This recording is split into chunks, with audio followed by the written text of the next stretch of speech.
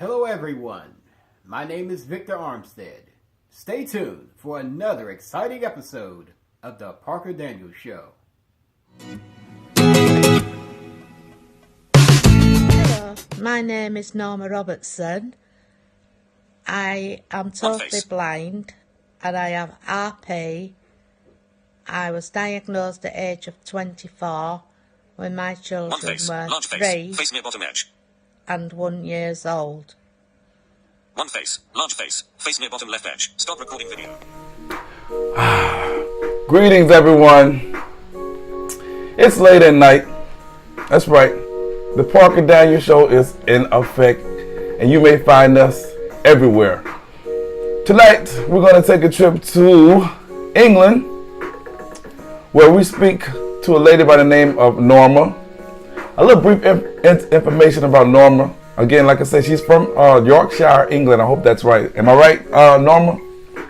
Yeah, Yorkshire. Okay. She has been diagnosed with RP ever since she was 24, and she raised 2 little boys. She lived in England all her life. She was raised there. A little work history about Norma. She before she lost her sight, she was a secretary, and then moved on into telephone sales later on in life, and that's when she lost her sight during that time. And that didn't stop her, because her and her husband, they opened up their own business, and they ran that business for 18 years. And the name of the business is what's called Cut and Creases, or Classic Cut and Creases. And she'll tell you a little bit more about it, but the information I got, they made like packages, boxes, and things like that for different companies and stores, to wrap your items and stuff like that in. So, with that being said, I want to let my subscribers know that I am glad always to be here. Don't forget to hit the notification bell so that you get the updates, and like, share, and follow. Now, we're gonna jump into the interview with Norma. How you doing, Norma? How you doing? I'm all right, love. Thank you. We are glad to have you here. Let me turn you down a little bit. We're glad to have you here. Now, Norma, whatever I missed out, I want you to fill in and let the audience know a little bit about yourself and your little work history, and then we'll move on to the nature of the interview. So go ahead. It's your show. Yeah.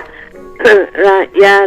When I could see, I did secretarial work, and then I left work to have my 2 boys. Then it was time to go back to work, so I went to work in the evenings doing telephone sales, and it was through this time that I was diagnosed with RP. I worked as long as I could, and then I had to stop work. I like to be kept busy, so I was getting pretty depressed. And my husband decided, seeing as how his boss was selling these 2 machines, he would buy them. So we set up business on our own. I couldn't get work with anybody else. And I found out what equipment I could use to enable me to do this. So I used what is called a CC TV for reading. Closed circuit. And a computer, eventually. Mm-hmm. When it got to where, we're getting thicker and thicker pens, and then it got to where, come on, you're going to have to move on. I got a computer with the relevant programs and that to help me with my sight loss. Okay. Now, we did that for 18 years. Okay. And that's good, and I like that, because I talk with other people who are visually impaired, and they have had problems finding a job. And one lady a couple of days ago, she ended up she made her own way, and that's sometimes maybe the way that we may have to go. But speaking of making your own way, you also did a few other things as well, as far as work history and creating different things, and more specifically, a group that you are putting together. Tell the people about that. Yeah, basically, I was getting fed up being at home on my own, so we social services in England have various groups for the blind. I attended them. I didn't particularly like them because they weren't geared up for younger people, just for older generation. So I thought, right, this is it. There's nothing for the middle-age group, sort of between 30 and 60 to 70. Mm-hmm. I set my own group up. I'm also hard of hearing. I wear hearing aids. I decided that the group would work better if we said, right, we'll have disabled people in general as well as the deaf and blind. So we created a name for it. It's called Leeds DABS Club. DABS stands for Disabled, Deaf and Blind Social Club. Okay, give it to them again. Give it to them again. What's that? What's the name of the group again? It's called Leeds Disabled, Deaf and Blind Social Club. Okay, all right. So we shortened that to Leeds DABS. You know, the other one's a mouthful.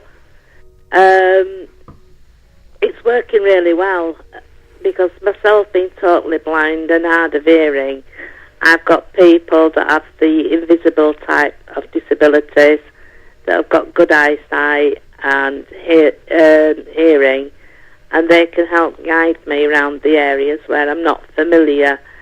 And then there's other people that can help people that walk with walkers by lifting the walkers up steps. So within the group we can be independent without having to rely on other volunteers. Okay. So much. So and it works. So it's a It culmination. really does work. It's a culmination of different individuals who have various impairments, right? It's not just one specific. Yeah. Great. A couple of the ladies have had strokes. You know, one walks with a rollator, the other one just manages to walk with a stick. But they can help the people that are worse off than them. Because as you find in life, there's always somebody worse off than yourself. Yep, that's true. Now, with that being said, by you creating this organization, which I feel is a commendable idea, how has it been, or as far as the culture in terms of the treatment of individuals who are impaired? What is the perception? People want to know. I've spoken with a young lady from Jamaica, and she had given me her perspective. Give me yours in terms of how it is in terms of the treatment and is there any type of situations where there aren't too many things for visually impaired people to do, or any type of equipment? Expound on that, if you may. Right, we don't do so bad really. There's plenty of equipment. Like there's places that are geared up to take disabled. It's like the bowling alley. You know, they're geared up to take the disabled. The theatres, the cinemas, etc. So are a lot of things? Are a lot of things over there? Actually, But a lot more. It's a lot more acceptable now. Yeah. Everywhere you go, okay. well, 95% of places where you go, they've got ramps.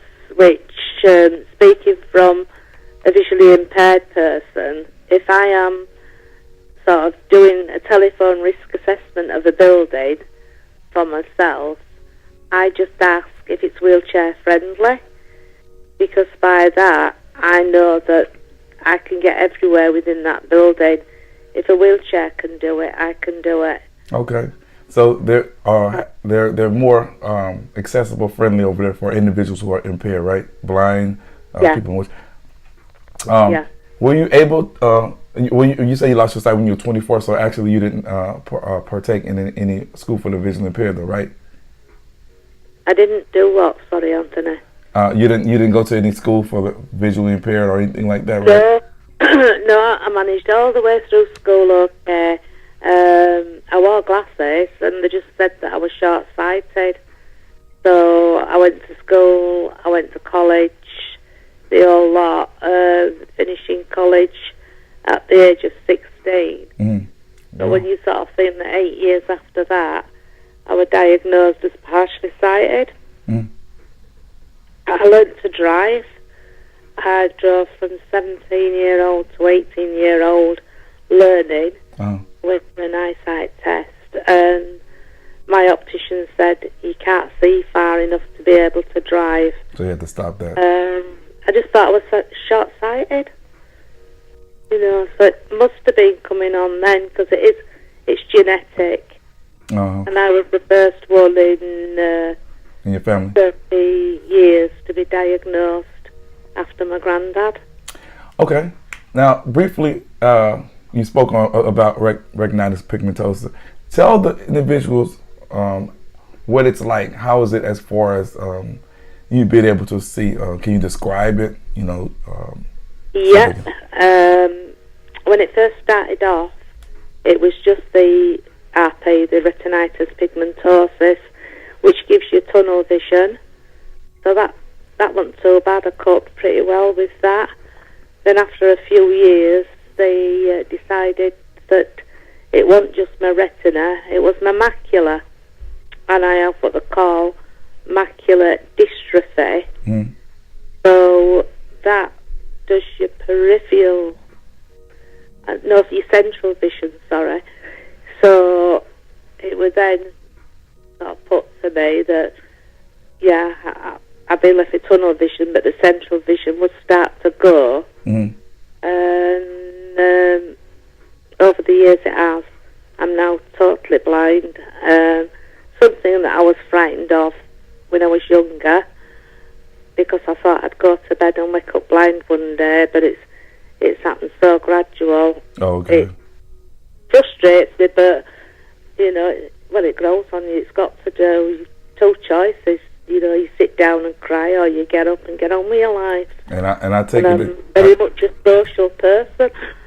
I take it you took the first one, and I mean the fact that you were able to you know, accept it and move on. That's the road that you had taken. I had to accept it, Anthony. I had two little boys, and I had to accept it. All my boys could have been taken into care.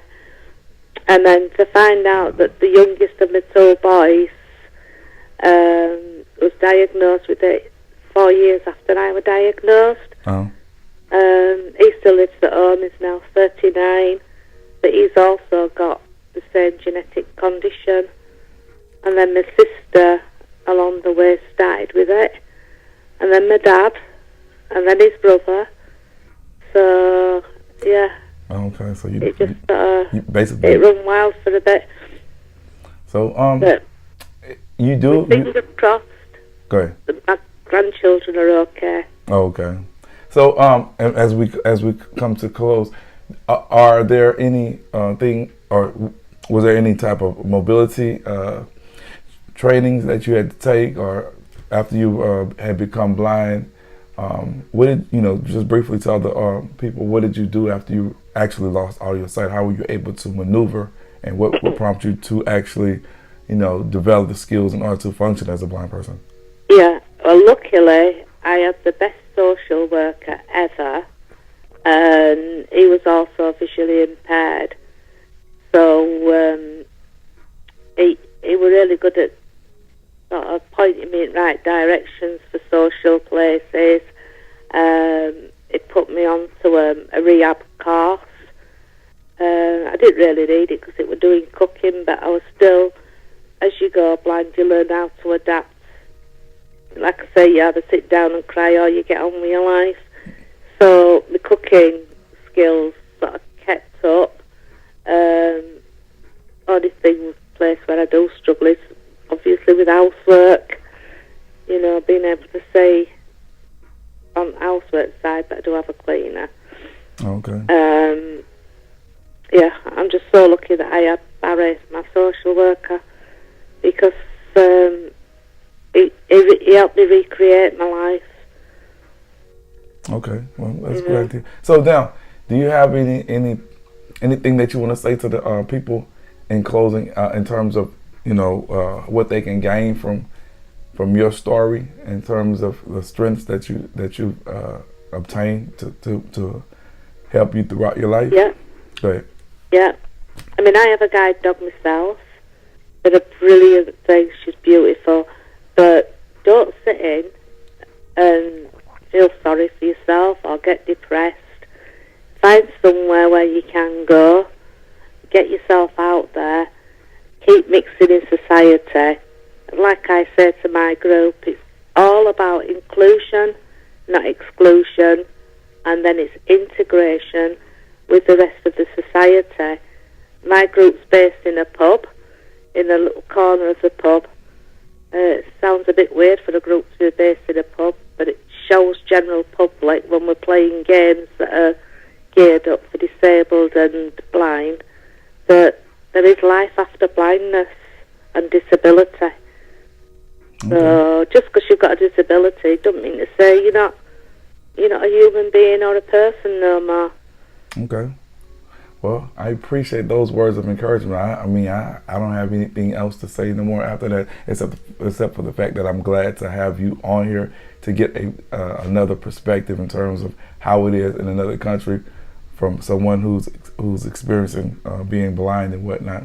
And I want to definitely thank you for coming on the show. Can you tell the people to subscribe to the Parker Daniels Show and why they should? Yeah, I've listened to one or two of your shows, Anthony, and they're really good. And it's inspirational when you hear other people with the same kind of disability. Mm. And the best thing you can do is listen to each other, because that's how you learn to cope. Okay. Thank you so much. That goes without saying. So with that being said, y'all, thanks for subscribing. Thanks for coming all the way over here to the U.S. and joining me, Norma. I really appreciate it, and it's been a pleasure knowing you. And guess I can say I'm out. Well, have a nice day, folks. Please subscribe, and thank you for listening to the Parker Daniels Show. Stop recording video.